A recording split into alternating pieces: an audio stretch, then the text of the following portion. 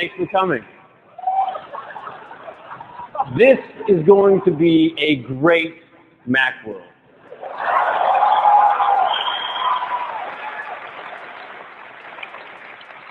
You know, everybody at Apple has been thinking different for the last couple of years. We're selling a lot of computers. But there's something else happening here. The resurgence of Apple. And you're going to see a lot of that today. We've got some great new products. Some really great new products. Some insanely great new products. Some really, totally, wildly, insanely great new products. We have got products that are going to make... That's not me at all. That's not me at all. You're blowing it. Look, you're supposed to come over here, open a water, get the slide clicker, then you can put your hands together. This insanely great thing, we stopped using that 100 years ago. You know? I mean, ladies and gentlemen, Noah Wiley.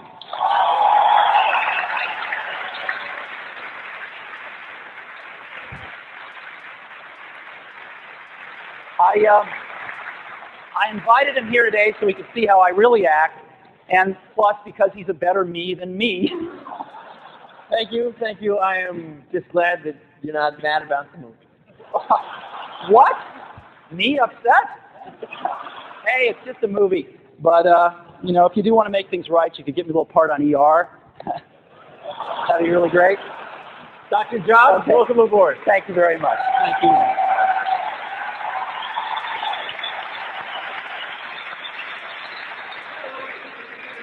Huh? Are you still a virgin? Thanks.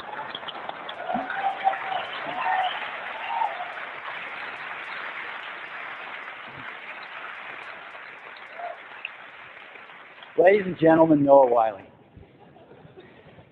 Well, we have a lot to talk about today, so let's get started. The first thing I'd like to do is give you a business update on Apple, and the news is really positive. We just reported our third fiscal quarter profits for the quarter ending in June of over $200 million. And that is our 7th consecutive quarterly profit in a row. So Apple is now on a very, very firm financial footing.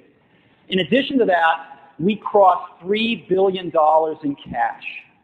And we feel so strongly about the future of Apple stock as an investment that we announced a buyback program to buy back $500 million ourselves over the next period from time to time. So we're very, very excited about that as well. Another thing that's really key is we've been bringing operational excellence back to Apple. And a great measure of that is inventory. And the way you measure it is how many days of inventory do you still own at the end of each quarter. And as of 2 quarters ago, we set a record for ourselves of 1 day of inventory. Well, how do you top that? Well, we did. We topped it with less than 1 day of inventory, 15 hours of inventory.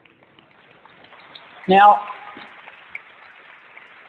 that's important because the more efficient we are, the more we can save money and pass it on in terms of lower prices of our products.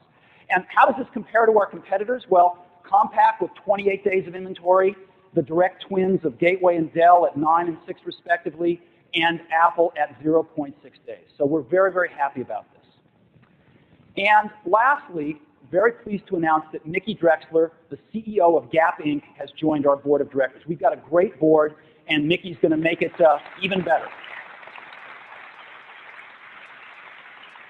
So that's a quick business update. Now I'd like to get on to the products. The first product I'd like to talk about is QuickTime. QuickTime is a core technology for Apple. We think this is incredibly strategic, and we think we are way ahead technically of anybody else. And the first thing to mention about QuickTime is that we recently hosted the largest internet event in history. Lucasfilm came to us and they said, would you please host the trailer for Star Wars I: The Phantom Menace? We want to put it out just in QuickTime because that's what our customers want. Our audience wants the quality that only QuickTime can give. And we said, sure. Now, we had to build a lot of infrastructure for this. We've learned a ton because over the last few months, there have been over 23 million downloads of this trailer. And everybody tended to go for the highest quality version, which was 25 megabytes. And so we've downloaded over 400 terabytes in the last few months. Off the charts. And the experience has been really terrific. Now, we also launched QuickTime 4. QuickTime 4 is the latest release of QuickTime, and it advances it in quite a few areas. We have some terrific new codecs in there to give us the best visual quality, the best audio quality. We also have a whole new look for the player, which has been very well received. But the largest single advance has been to add live internet streaming.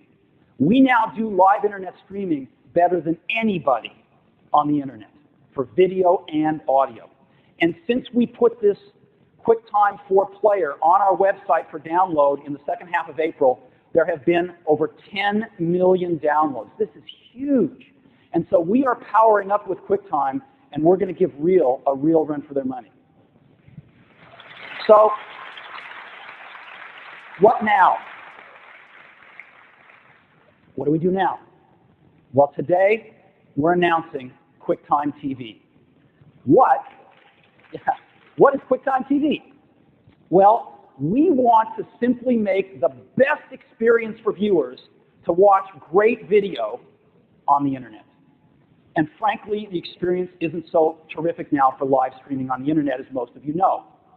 So what do we need to do? What pieces do we need to put in place for QuickTime TV? Well, let's go back to regular TV first.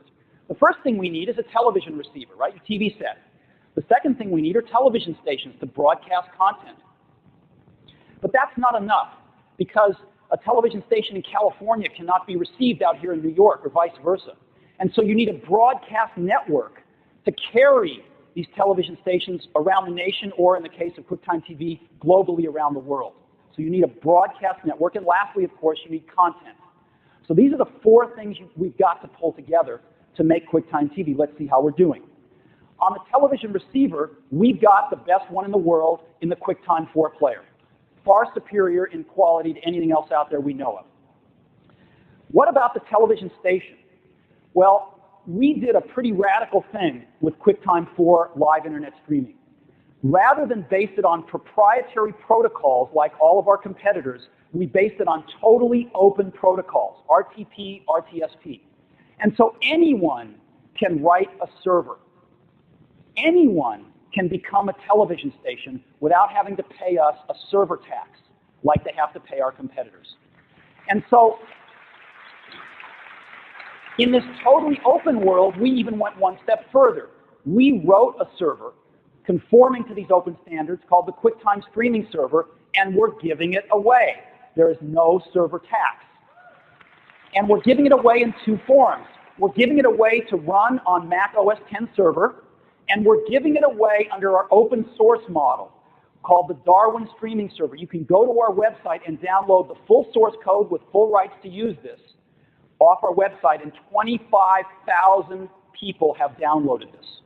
25,000. It's now running on Linux and a bunch of other operating systems, and people all over the place are starting to ask now, why should we have to pay for server software?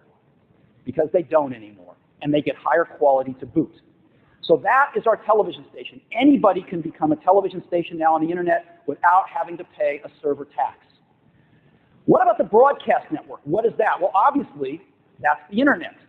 But it's not quite so simple. On the internet, there is so much traffic now that if you're trying to receive a broadcast in New York that's being broadcast in California, live streaming on the internet, it doesn't work so well. It gets interrupted quite a bit. The quality is quite low. There's no guaranteed transmission rates. And so the experience is not so terrific. Well, what are we going to do about that? We looked far and wide. We even had some of our own technology in-house. And what we found was that there was a company called Akamai, based in Massachusetts, that we decided to partner with on this. And we have combined our QuickTime streaming server technology with their internet rebroadcast network. What they've got is they've got over 900 servers sitting on the internet globally today. And those servers receive the QuickTime streaming broadcasts, buffer them up, and rebroadcast them to all the local recipients. So that when you receive a QuickTime streaming server broadcast on this QuickTime network, you're hopefully getting it from somewhere very local, and the experience is dramatically better than it's ever been before. And lastly, what about content? Content, we've got some awesome content on QuickTime TV. Some really great stuff. First of all, BBC World. This is BBC World News broadcasting 24 hours a day, live on the internet, 7 days a week.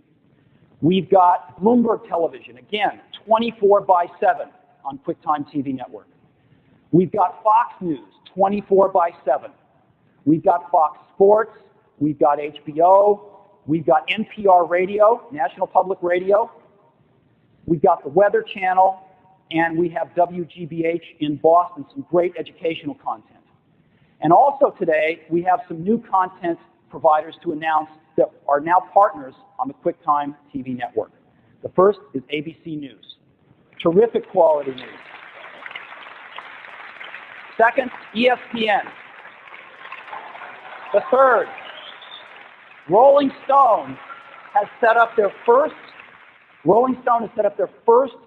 internet streaming website exclusively in QuickTime. We've got VH1 for music videos. And last but not least, we've got Disney. So, and Disney has some incredibly great family content that they're going to be rolling out. So we believe that we've got some terrific content, and when you put all these four pieces together, the best receiver, the best software to make television stations with no server tax, the best broadcast network, and we believe the best content, we are off to the races with QuickTime TV. And it will continue to build over the next several months with the goal of bringing the best internet streaming experience to millions of people around the globe. And so what we'd like to do is show you this now. And I'd like to invite Phil Schiller, our Vice President of Worldwide Product Marketing, up on the stage. Phil, come on out here. Phil is going to give us a demonstration of QuickTime TV. Thanks, everyone. It couldn't be anything more exciting than getting the chance to stand up in front of you and show you some of the best internet streaming content. With QuickTime TV, we're just delivering incredible quality. So with the new player, I can open up, as you know, and launch movies.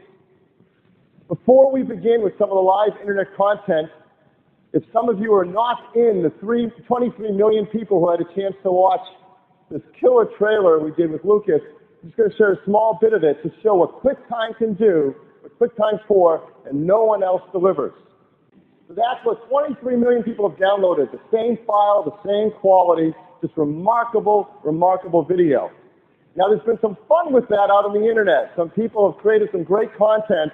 I'd like to take you to another site that has created some internet streaming around the same theme. It's from Weird Al Yankovic. Yes, some of his fans are also Apple fans. Now let me jump ahead a little bit because we don't have time to show the whole thing, get into some of the fun of it. This is coming from Weird Al's website. Now look at that, just amazing quality streaming from Weird Al's website anywhere in the world to right here on stage.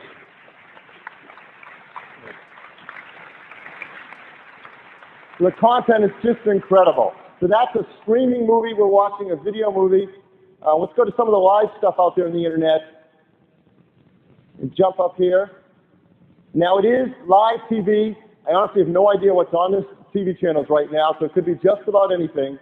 Let's jump to BBC World.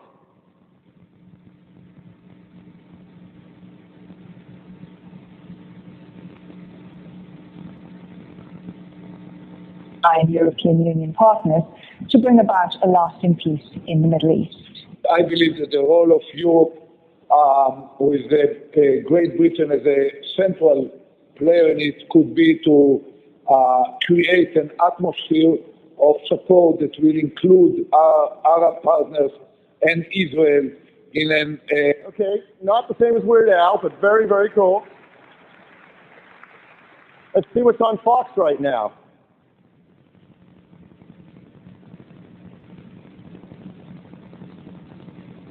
As you know, this has been a somber place for several days. Linda Surson is one of those people. Linda, how would you describe thank you for talking to us, first of all. We appreciate it very much. And we understand this might be difficult for you. How would you describe your reaction to the latest words? I just feel. Okay, now what I want to do is take you to some of the more fun sites with things like music. Right? As Steve mentioned, we've got people like VH1.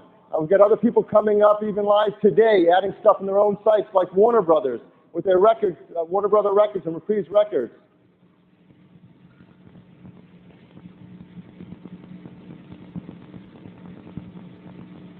So now this is another example of something entirely different. I've clicked on Warner Brother Records. It's taken me to, this is an internet stream right now, but it's Flash. It's using Macromedia's Flash plugin, which integrates completely with our QuickTime Stream and allows us to create interactive content. Right? So right here I have a bunch of albums I can click on. Let me select one, The Living End. It's going to launch a music clip from The Living End. Now you notice something, not only am I watching video, listening to music, but in the same stream, I've got interactivity right at the bottom there. While watching or pause like this anytime I want, I can actually click on interactive controls. In this case, with Reprise Records, I have a button right on the bottom that says, click here to buy this album. Let me click on that button in the QuickTime Stream. It's going to bring up my browser. It's going to take me to their website, right to the page where that album is, where I can go and choose to buy it if I want.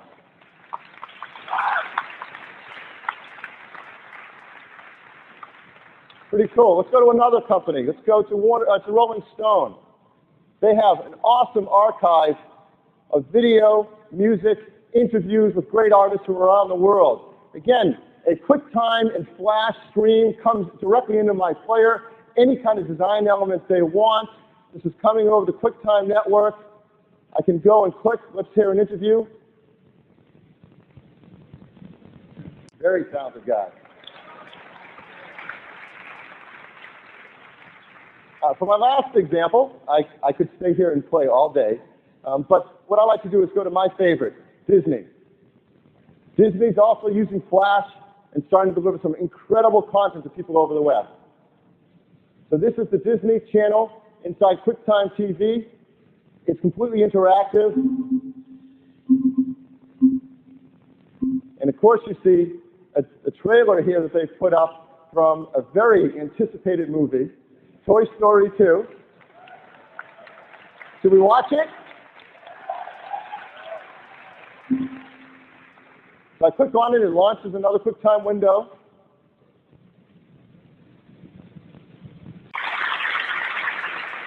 So that's just a brief glimpse of QuickTime TV, all the great content coming to you. All of this is live over the internet, nothing stored locally. This is what customers around the world, tens of millions of people can do and watch on their Master PC. Thanks, Steve. Thank you, Phil.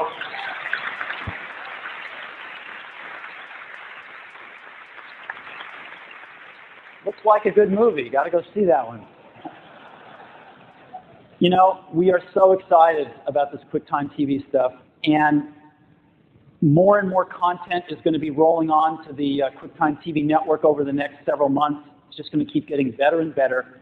And because QuickTime started out as a technology to achieve very, very high quality, as we get more and more broadband, the quality in QuickTime TV is just going to scale right on up. And the other guys haven't even thought about how to deal with these quality issues. So we think we've got an incredibly strong strategic position for QuickTime TV and QuickTime in general. Now, the second thing I'd like to talk about today is macOS 9. macOS 9, we're going to give you a little preview of it today. macOS 9 is the next major release of the Macintosh operating system. It's going to ship in October, and it's got over 50 new features in it. Now, we don't have time to show you all 50 today, so we're going to show you one or two. And the one we're going to focus on is Sherlock 2. Now, for those of you running macOS 8.5, we shipped a feature in it last October called Sherlock. Sherlock, in our opinion, is a revolutionary feature. It allows you to search the internet in a far more powerful and easy way than ever before. You type in natural language what you're looking for, Sherlock figures that out, and then dispatches queries to up to dozens of websites and search engines simultaneously.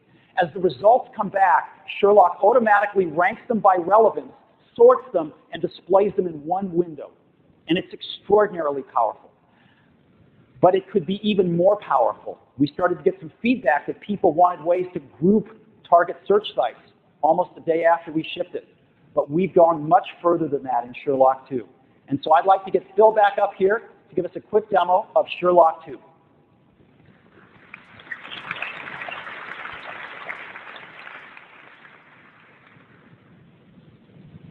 I had the most fun thing. I get to do all this great new stuff that you're all dying to get your hands on.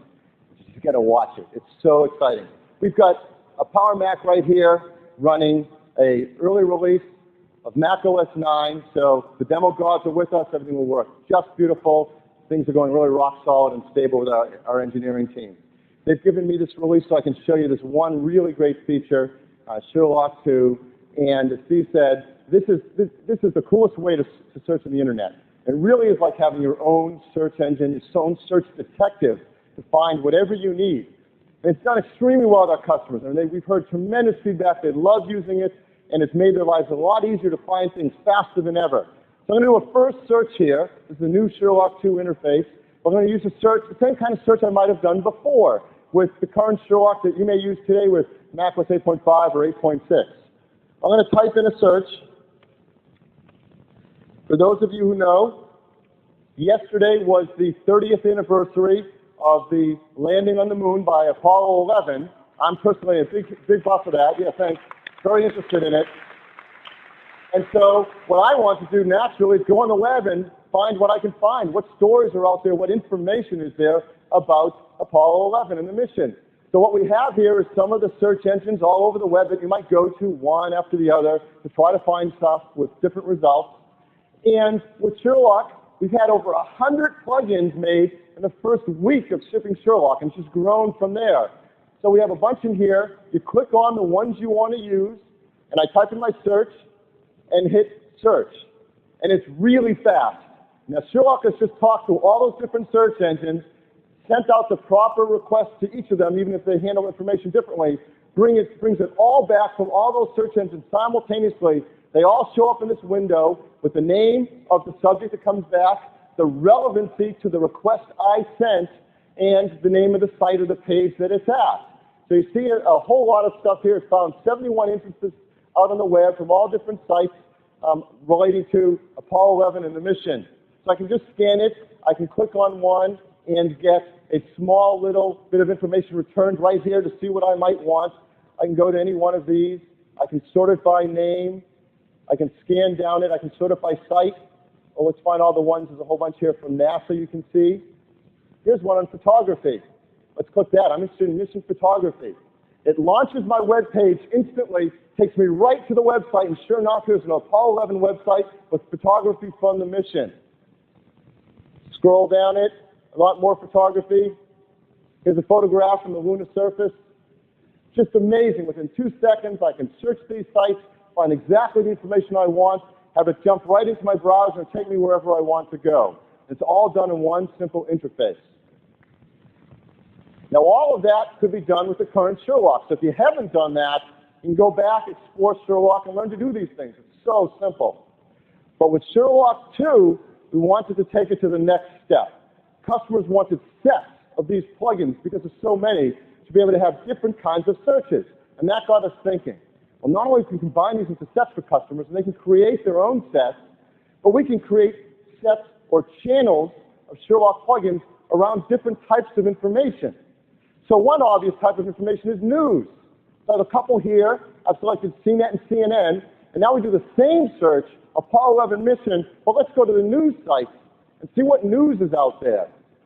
So it goes and talks to both of those sites, gets back the news in just a couple seconds, anything about the Apollo 11 mission, and now you see we've changed the columns. Because if it's news, one of the things you want to know is date. You know, how fresh is this news? And you should see there's a lot of news about Apollo 11 mission in the 30th anniversary.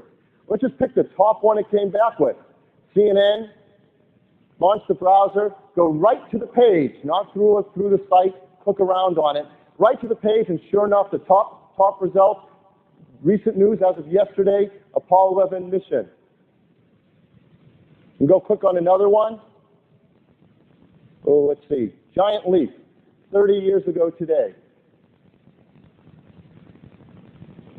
Go back to CNN.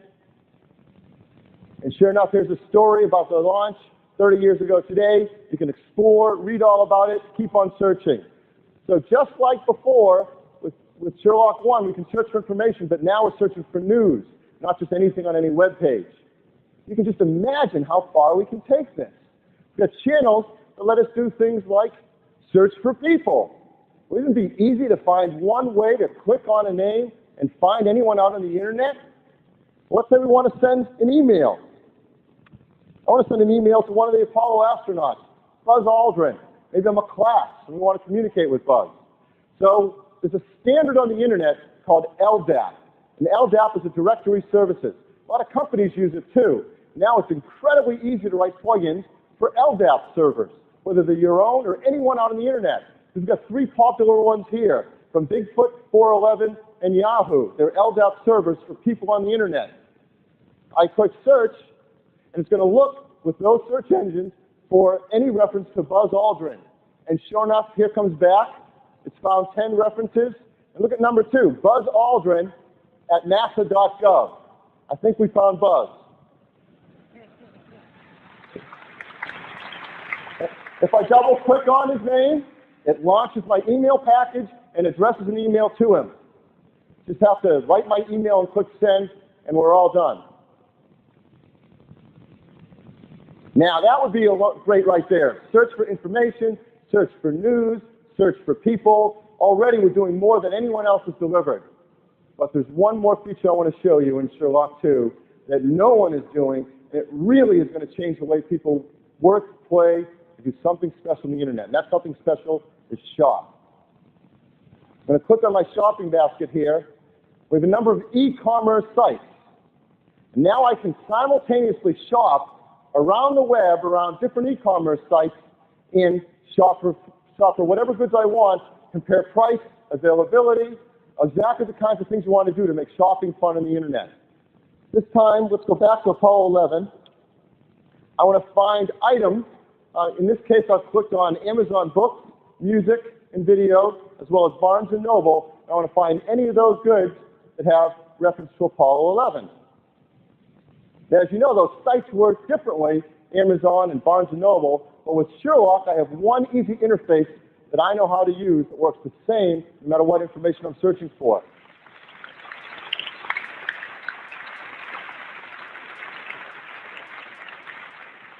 Now look what Sherlock 2 has done. It's not only brought back the results, but it's presented a new list of information. The name of the item, the price, and the availability. Just what I need to know to shop.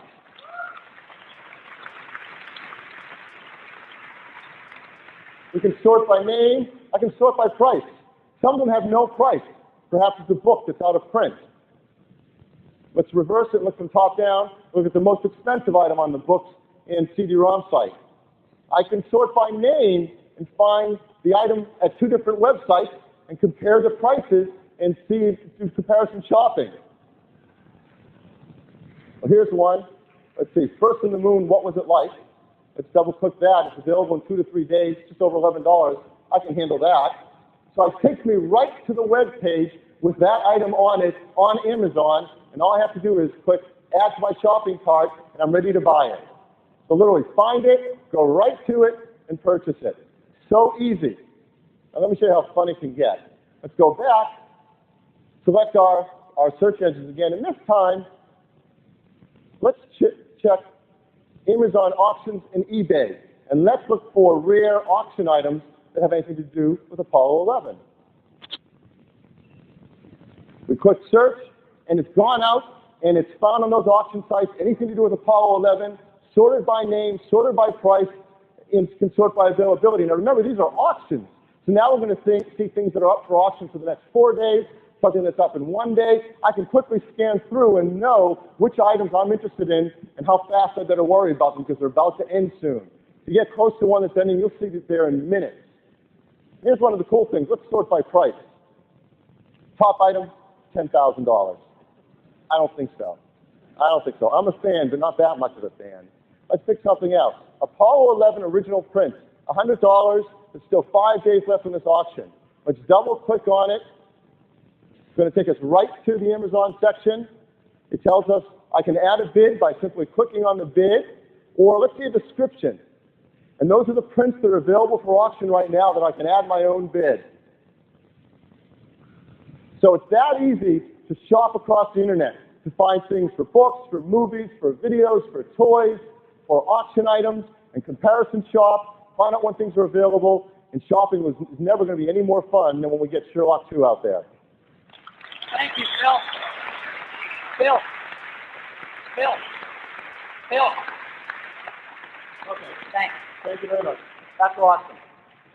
So we think Sherlock 2 is going to be really, really hot. And there are over 49 other new features in Mac OS 9. It's going to sell for $99. In October, you can get a whole new Macintosh for $99. And we look forward to getting your reactions when we ship it. Now, we come to the systems. As you know, we defined a very, very simple product strategy. 4 products. A desktop and a portable in the pro space, and a desktop and a portable in the consumer and education space. And we thought if we could focus on 4 great products, put our A teams on every one, we could really satisfy our customers. And as you may know, we have 3 of those products shipping today. On the pro side, we got our Power Macintosh G3. It is more powerful than any other PC you can buy at any price. It is the #1 choice of creative professionals around the world, and it's doing great. On the Pro portable side, we introduced our new PowerBook G3 in May.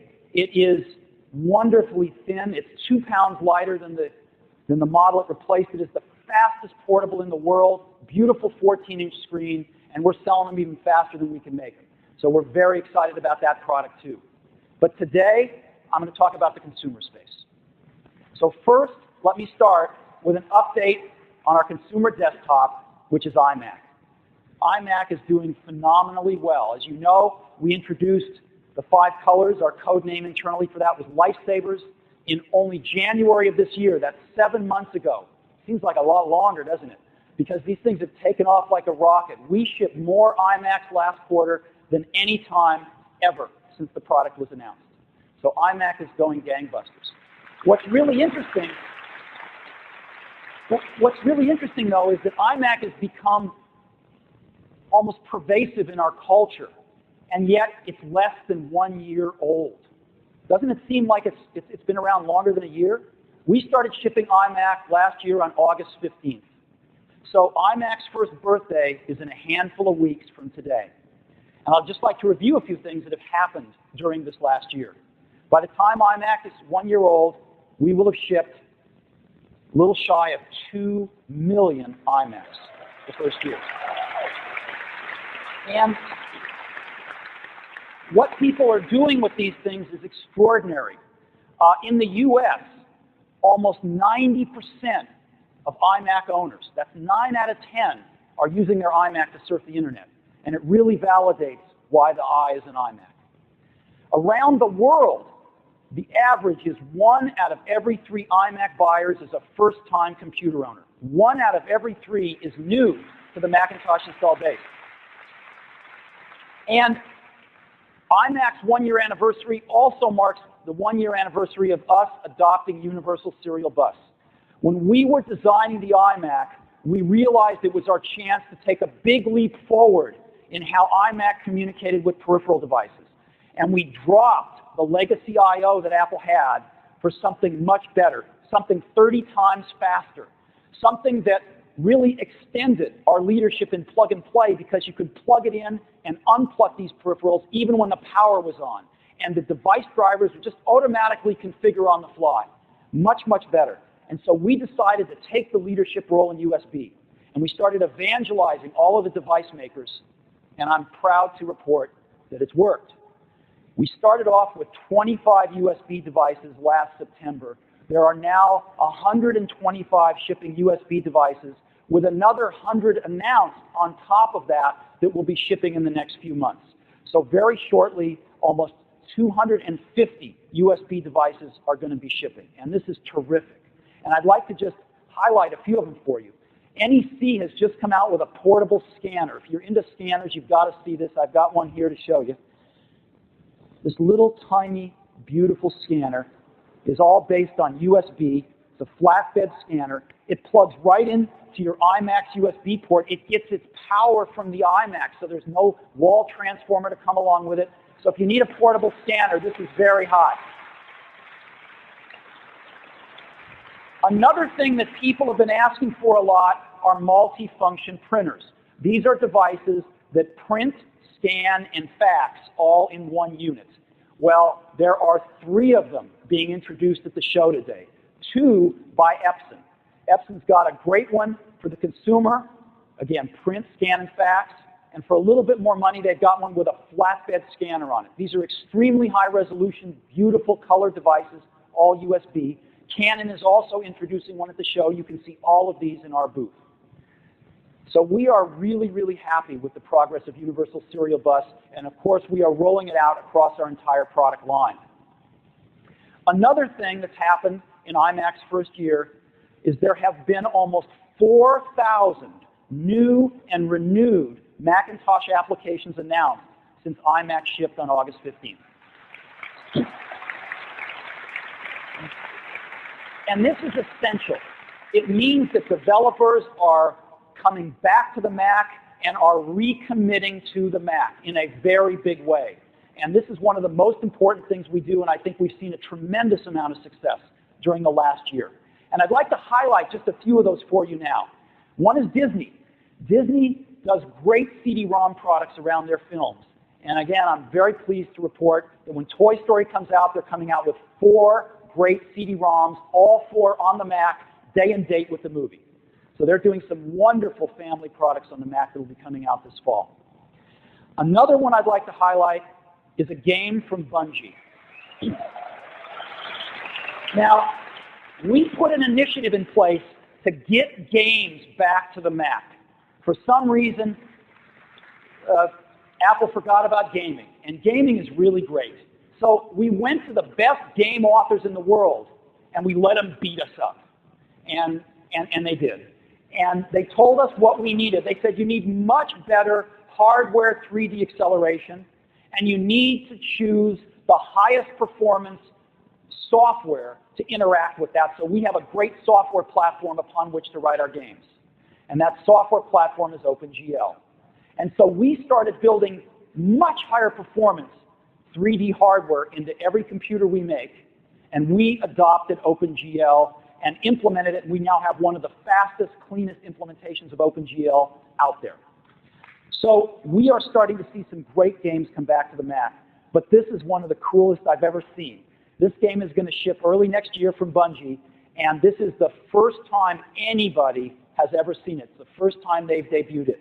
And so I'm very happy to welcome on the stage Jason Jones, who is the co-founder of Bungie and the Halo project lead. Halo is the name of this game, and we're going to see, for the first time, Halo. Welcome, Jason. Thanks, Steve. Yep.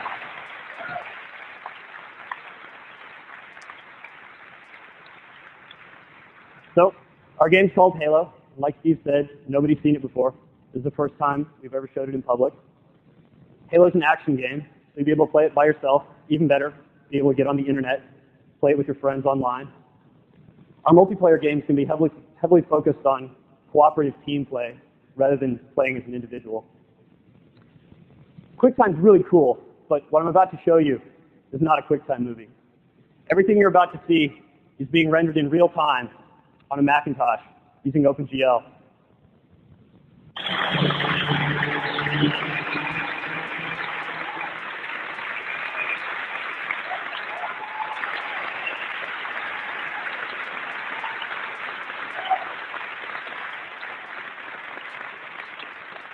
Thanks a lot.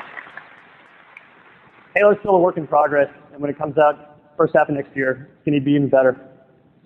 Thanks, everybody. Woo! That's the best yet, isn't it? Isn't that awesome? One more thing to show you today in the application side. We are really pleased to announce that IBM is going to be bringing their VIA Voice speech recognition technology to the Mac. And this stuff is world-class stuff. It's wonderful. And I am very pleased to invite Ozzy Osbourne up on stage. Ozzy's the general manager of IBM Speech Systems. They're going to give us a demo. Ozzy? Hi, Steve. Steve, it's great to be here. IBM and Apple have had a long relationship over the past years, and it's just great to be able to announce our leadership speech technology VIA Voice on the Mac platform. We really are excited. I think this is the first of a long story about where we're going to get to in speech enabling an easy-to-use interface, the Mac, and we're going to make it easier with voice recognition. But instead of talking about it, I think the best thing to do is to demonstrate it. What I'd like to do is introduce Jeff Kuznets from our development lab to come up and give us a show. So Jeff, come on up.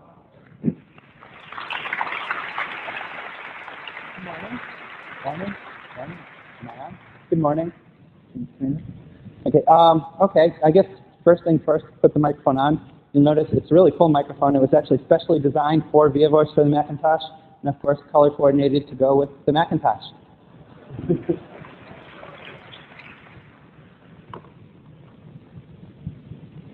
Mom, comma, new paragraph.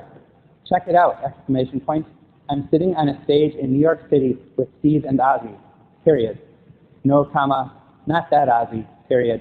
This one doesn't eat that, period. He talks to computers, period. And that's exactly what I'm doing right now, semicolon. Sitting here talking to a blue Apple Macintosh using VIA Voice for the Macintosh, period.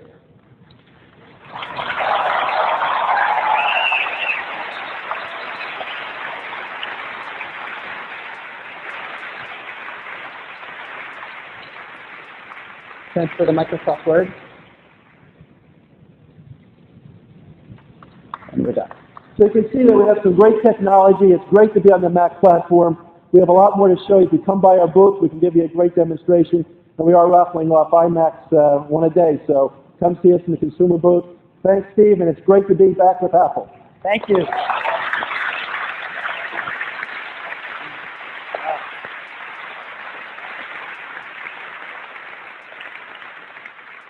How hong to you too, Ozzy. It's an IBM greeting. Okay, so almost 4,000 new apps in the last year. And those apps contribute to the over 13,000 Macintosh products that are shipping today that you can go and see in the Macintosh Products Guide on apple.com. So please check it out.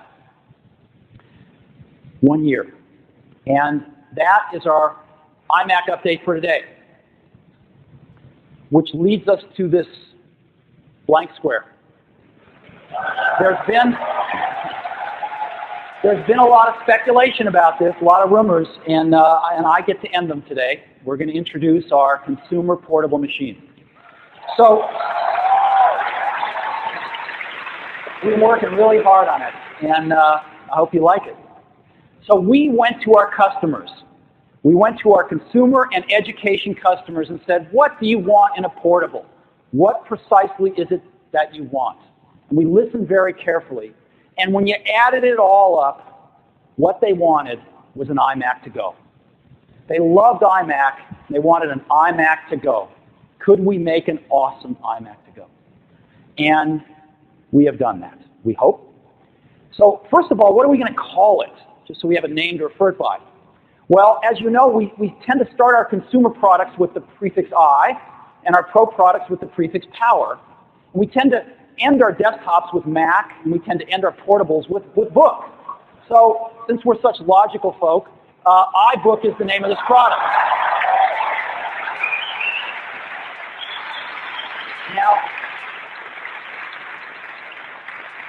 Now what is iBook? Well, as you know, we care a great deal about displays, and displays are never more important than they are in a portable. The display is your window onto your software applications, and it's your window into the internet. And a lot of portables, especially the consumer portables out there, have really poor displays. We want to set the bar even higher. We're putting in a 12.1-inch full TFT display. It's a gorgeous display that is great for not only still images, but moving images and video. And that's a full 800 by 600 resolution with millions of colors. But we didn't stop there. We built in the fastest graphics ever in a portable. Faster graphics than you can get in any Wintel portable at any price. Secondly, we've built in a 300 megahertz G3 processor.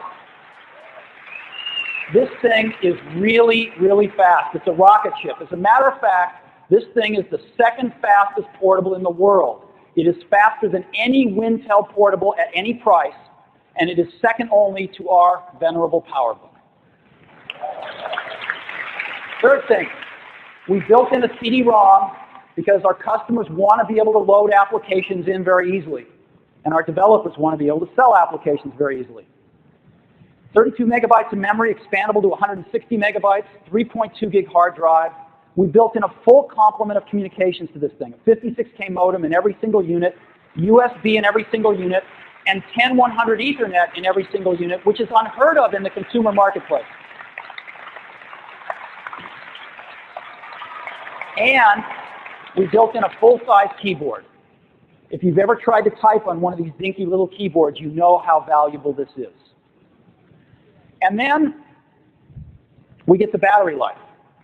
With all of these features, with this 300 megahertz G3 processor, with this gorgeous 12-inch screen, we still wanted groundbreaking battery life. We wanted battery life so good, you'd never have to buy a second battery. You don't have to bring your charger to school all day long or carry your charger a lot of places that you've had to in the past. And our engineering team has really come through on this. With these incredible features, 12-inch screen, super fast processor, all this communications, we have achieved 6-hour battery life on this product. So you've got an all-day battery life product now that you don't have to take the charger with you during the day. And that's what we were shooting for. So that's iBook. And what I'd love to do is show it to you right now.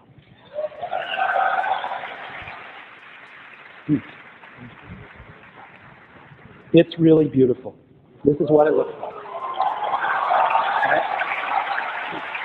That's what it is. And it's got some beautiful features on it. First of all,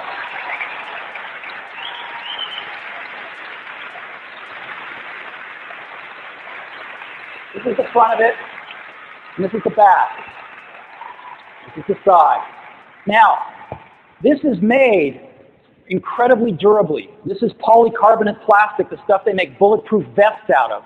But we've gone one step further. We've double shot it in rubber all the way around. So what you see in orange is all rubber. It feels wonderful, and it makes the unit even safer to travel with. Again, all on the back. When you open it up, it's really beautiful inside. Again, full-size keyboard and pointing device, beautiful 12-inch screen. Here's the communications. On this side, the communication ports all on the side. CD-ROM comes out this side. And let me tell you a few other really great things about this. One of the most incredible, it has a handle. And so it has something that no other portable on the market has. But it's also missing something that every other portable has. Notice anything missing? A latch. There's no latch on the iBook. It works like your cell phone to beautifully close and stay closed and yet lift just by your finger. It's really beautiful. And we are going to be offering these in 2 colors, tangerine and blueberry. And they're both really, really beautiful. Thank you. So, let me show you some slides on this so you can get an even better look. Thank you.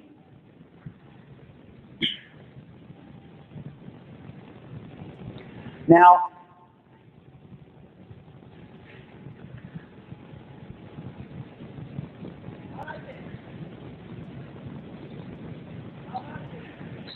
this is what we're up against, remember. This is the #1 selling consumer notebook in the world, right? And this is iBook. It's really, really beautiful. This is the front. This is what it looks like open. This is the back, which is even more beautiful than the front of the other guy's computer. This is the side, and again you can see that double-shot rubber cutting across. Let me show you the CD-ROM, how it pops out. Isn't that nice? Just pops out of there. And let me show you the other side. This is the communications ports. We've got a modem, Ethernet, and USB coming right out the side. No doors to open or anything else. We've also got the handle, right, which is really nice. And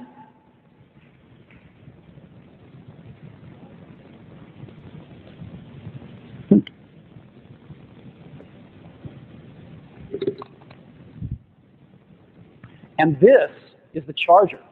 It's really beautiful. It's this little round thing. You know how you have to wind the cable around the brick now? Not anymore. This thing has a cable wrap built right in it. It's really beautiful.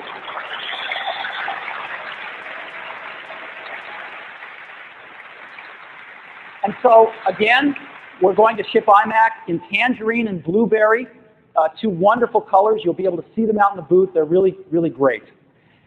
So what are we going to price this at, and when is it available? We thought a lot about pricing. You know, with this complement of features, again, iBook is faster than Wintel notebooks that you could pay $3,000, $3,500 for.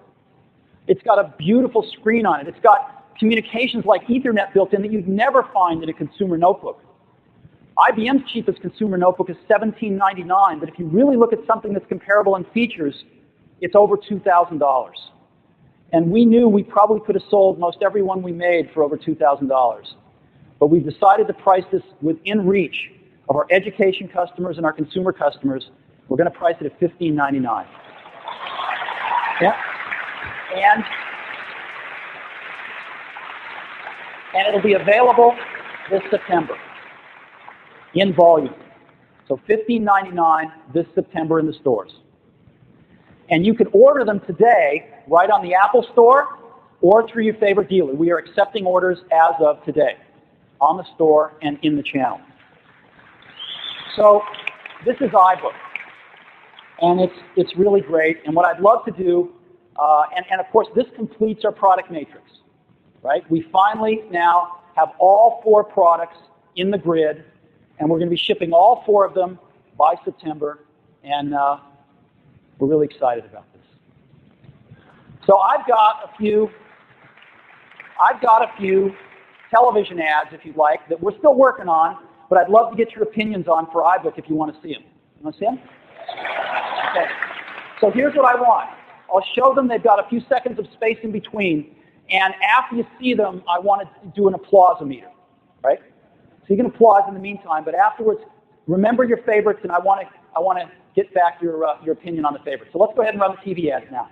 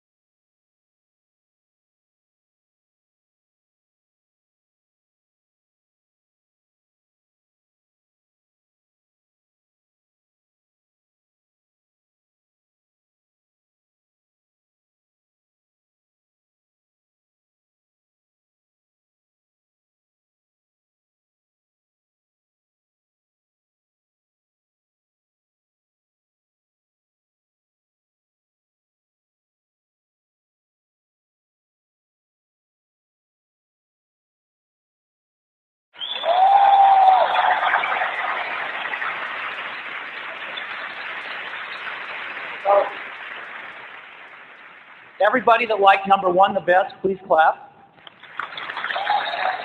Okay. Everybody that liked number 2 the best, please clap.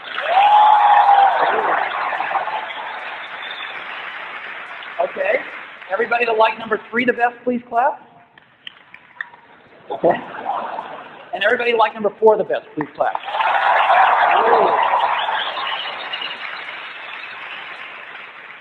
There were 2 clear favorites there. Well, good. We'll pick, and you'll see them on TV. But thank you. This helps us a lot. So that is iBook. Well, but there is one more thing. There is one more thing. Let me just show this to you for a minute, okay? Can you come on up here? I just want to show you this working. And I've got one here that's actually working here. And let's see here now. So this is coming up out of sleep mode. Let's get the lights down so we can get a nice picture on the screen. So you see me, you see my browser here? There? Yeah, there you go. So I'm just going to go to Apple's website here. Hold on. And I want to show you the quality of the display. Can you see it up there okay? Yeah, let's get the lights down a little more. You can zoom in on it if you want to. There you go. There's Apple's display, and we even have a webcast going, actually, that you can go to now. It's pretty cool. So, now it's taking a while here for me to do. I'm going to go somewhere else. I don't want to wait. I'm going to go to CNN Interactive here and see what's on CNN. There's CNN, you can see. And maybe I'll go to Disney here. You know, I can come on over here. Let me show them show these guys how it works. Come on over here. You want to sit behind me there? Yeah. So I can just go to Disney.com here.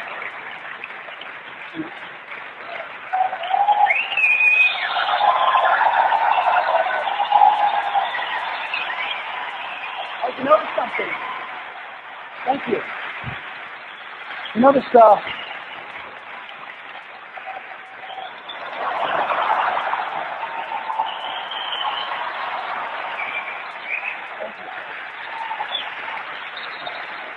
no wires. No wires. What is going on here? We are really excited to announce, in addition to iBook, AirPort wireless networking. We looked at all of the networking technologies out there beyond terrestrial Ethernet. We looked at the phone line stuff that Intel and others are doing that runs at a megabit per second and obviously keeps you tied to the plug. We looked at the power line stuff, again, very slow and tied to the plug. And wireless was the only thing that would free you from these doggone wires. And we decided to go for it. And we are so excited about this. AirPort wireless networking. It's a wireless LAN. It runs at 11 megabits per second. And it's based on industry standards. This is 802.11 wireless networking, and everybody is jumping on board with this thing over the next 6 to 9 months. So all sorts of devices are going to be able to interact with AirPort. We're just going to be there first and best. And the specification also incorporates quite a bit of privacy protection, so everything you send out is encrypted. A lot of privacy. We've worked with Lucent on this for the last 18 months, hand in hand, to marry their wireless technology with our ease-of-use technology and to bring the cost of this down for people, because this stuff has been pretty pricey to date. So AirPort, what is it? This is the first thing. This is the AirPort base station. And it looks like this, right like that. And so the AirPort base station is really cool. You can look at the back of it here. It's got a 56K modem built in, so you can plug it into a phone line for a modem connection. And it's got Ethernet built in, so you can hook it into a DSL modem, a cable modem, or a terrestrial Ethernet. And it takes over from there and gives you the wireless base station. So what about the computer side of things? Well, iBook is the first computer ever designed right from the start to be optimized for wireless communications. And so right in every iBook are 2 built-in antennas.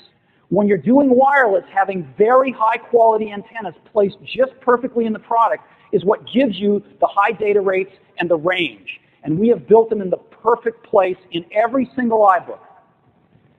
Then we have an AirPort card, a small little card, and the iBook is designed to accept it. So let's take a look at that. As you know, Apple pioneered this way of adding memory without taking your whole portable apart through simply lifting the keyboard. Well, we have enhanced that now to take an AirPort card. And as you see, there's a space right there in every iBook ready for an AirPort card. And you can drop one in, just like that, and connect the cable that comes from the antenna. Right? You saw that? I'll go back. Just connect that cable and push it in. And now your iBook is AirPort functioning. You are on the wireless network. All the software detects the AirPort card and automatically sets it up for wireless networking without going through hours of configuring your computer. It all happens automatically. This has been a major effort on the part of Apple's hardware and software engineers and also Lucent. Now, up to 10 iBooks can share one base station. And they can do it, and they can do it from 150 feet away. That's half a football field. Half a football field. That's bigger than anybody's house I know other than Bill Gates. And he can afford to buy 2 base stations. So I think we're covered. So this is going to be a revolution in the classroom and in the home for portable networking. Oh, 10 iBooks, 150 feet, and that's AirPort. So what I would love to do now is tell you the pricing on this stuff, and we'll go to a demonstration. $99 to buy an AirPort card to plug into your iBook. $99. And the base stations, which have traditionally cost many, many hundreds, if not over $1,000, $299. So we are bringing the cost of wireless networking down, going right out of the chute with 11 megabits per second, and we think we're going to blow everything else out there away. This stuff is shipping in September with the iBooks. And I've got one last TV ad I'd love to show you about AirPort, if I can. Let's run it.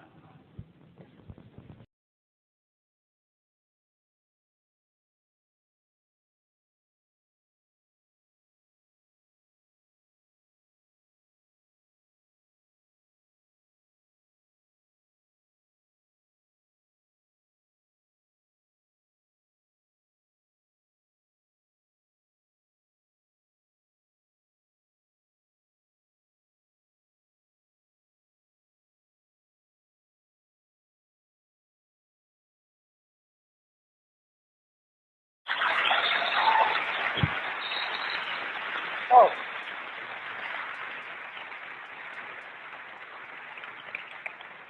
We can't help ourselves. So what I would love to do now is show you some of this stuff. I'd love to show you, I've got an iBook over here, and I do have a few wires on it hooked up to simply the a video out and up to the headphone jack so you can hear. But other than that, I'm totally wireless. And so let's go ahead, and I'm waiting for the unit to wake up here.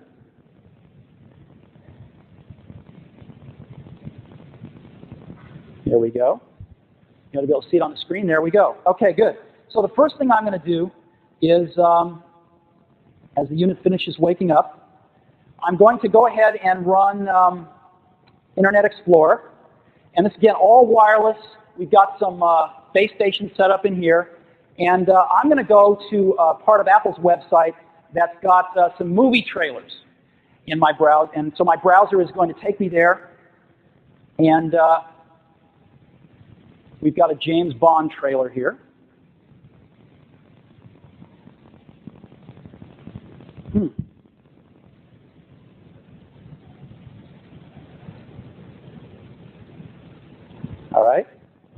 We're going to try again.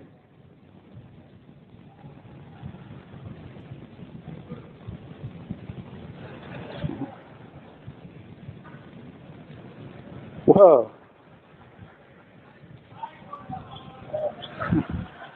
Oh, new window, sorry. No? What is going on here?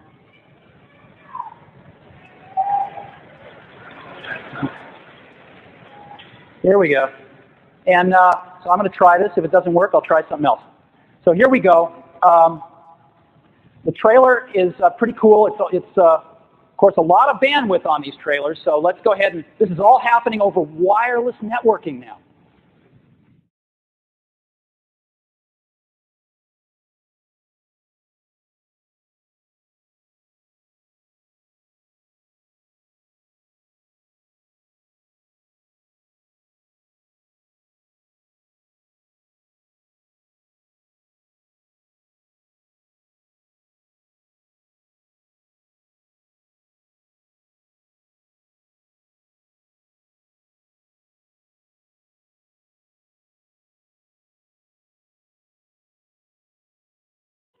You get the idea.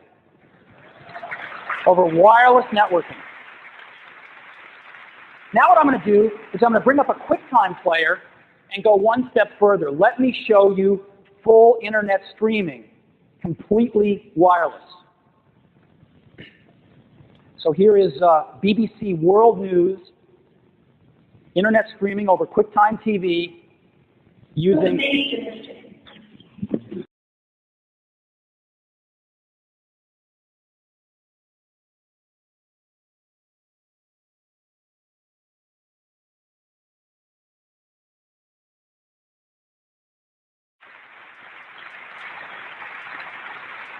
Now, I'm going to do one last demo. This is an application written by a company called ImagineWorks. It's an educational application, and what it does is it allows us to hook up an accelerometer to the USB port of any of our computers. So we've got one hooked up to an iBook. And this application is transmitting that accelerometer data from an iBook that Phil Schiller has to my iBook here. And so we'll be able to see it on the screen. So I'm going to go ahead and connect to Phil's iBook here. And I've got to type in a magic incantation here. phil.inch.com. All right. Now, hopefully I will be connected to Phil's iBook. I think I am. Phil, you want to rattle your iBook up and down, get that accelerometer going? There it is. There's Phil. And so this is all happening totally wireless. Now, to prove that to you, I've asked Phil to do something he's never done before, and I told Phil he's going to get into the Demo Hall of Fame if he'll just do this one simple thing for me. So Phil, where are you? Hey guys. There he is. So tell us what here. I've got the iBook. It's got the accelerometer attached to it, and it's going to be a better place to prove it's really wireless. I am up here. Well, that's great. So what are you going to do for us, Phil? I thought maybe I'd just throw it off the side and try to get some acceleration going. Well, that could be good, but I think it's something a little more drama to it. I think you should jump. I'm sorry, I don't think the mics are working. You said what? I think you should jump. All right. I don't know, you guys think I should do it? I don't think I know anybody really out there. Okay, so why don't you go ahead and rattle a PowerBook. Prove it. Just to show us it's still working here. There we go. So any last words you want to say, Phil? Well, I did a demo of Apollo 11. Since it's the 30th anniversary, it's probably the appropriate thing to say is this is definitely one small step for a man and one giant leap for wireless networking. Okay. So let's count Phil down. We're going to go 3, 2, 1, jump. Ready? 3, 2, 1, jump. Woo!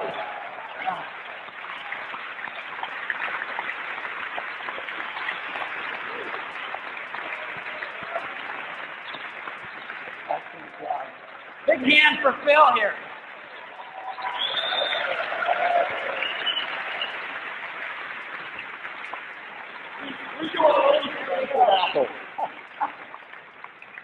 Thank you. You know, nothing is beyond the call of duty at Apple. So, we've now completed our product strategy. We have all our products shipping starting in September. We've worked very, very hard to do this. And we have a lot of Apple people in the audience who represent everybody at Apple who's just worked really hard. And I would love it if all the Apple folks could stand up for a few seconds, please. I'd like to give them a round of applause.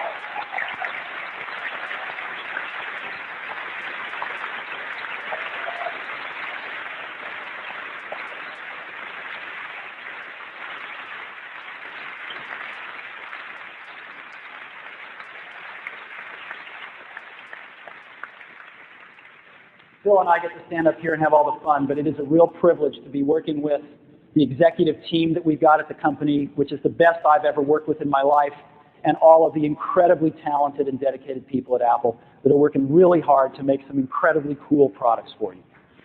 So, as we conclude today, I would like you to be the first people to actually see iBook up close, to see it with its AirPort wireless networking working.